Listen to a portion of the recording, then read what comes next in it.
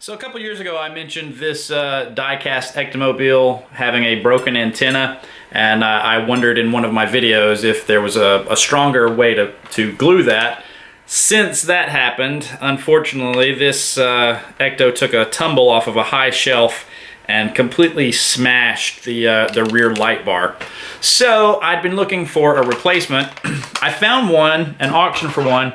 I thought, okay, this might be the one to get because it was mint in the box, but it was messed up. It's always peanuts. I hate the peanuts. There we go. Mint in the box, never opened, but the seller had pointed out that the driver's side door had some pitting in the paint. So I got it, you know, a little more than what I wanted to spend, but knowing that everything else on it was going to be perfect, I did a test before I did the bid on the auction, and I dismantled mine from below and successfully removed the driver's side door and then put it back together. So I thought, well, that's what I can do. Driver's side door on this one is fine. Everything else is fine on the new one except the driver's side door, so that will give me at least one good vehicle out of the two, and then hopefully I can do something fun with the leftover parts. Unfortunately then, I don't know, less than a week later, before this one had arrived, same seller sold one of these with no flaws on it, and it sold for a lower bid than what I paid for the flawed one.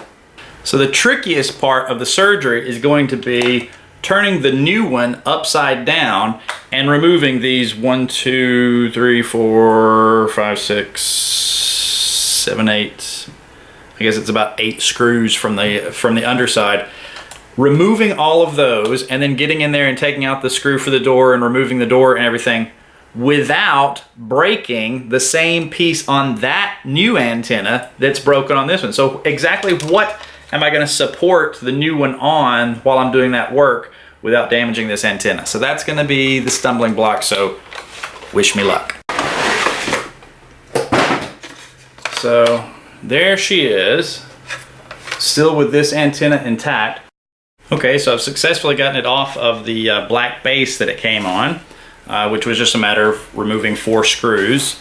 And I'm going to cut the tape that keeps the hood and the doors shut. I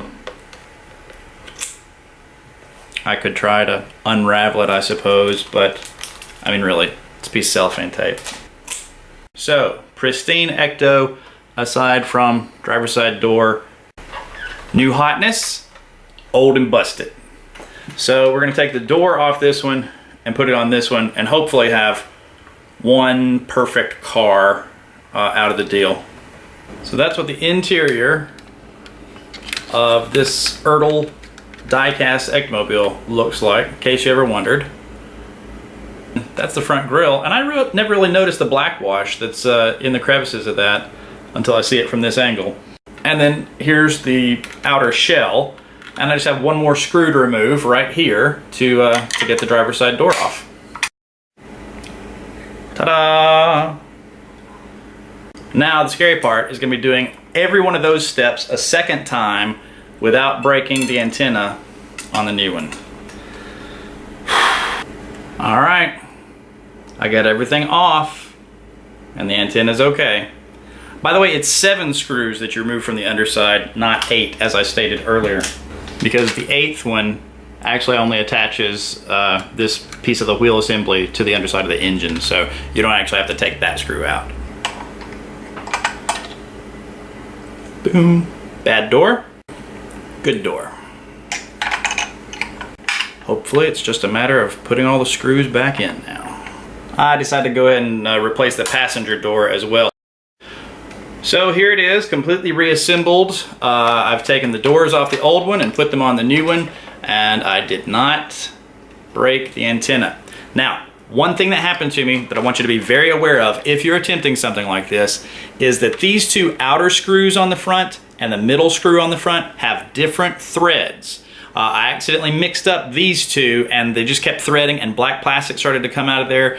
I had to kind of back up, look at everything and say, I see where I made my mistake. I had my screws laid out in the floor in the exact position of where I had taken them out, but when it got down to the last two, I was like, wait, is that one this one or is that one that one? So you may want to be very careful about knolling your parts, you know, keeping everything at right angles when you're working on something like this. But here we go. There's everything reassembled, and let's put the roof rack equipment on.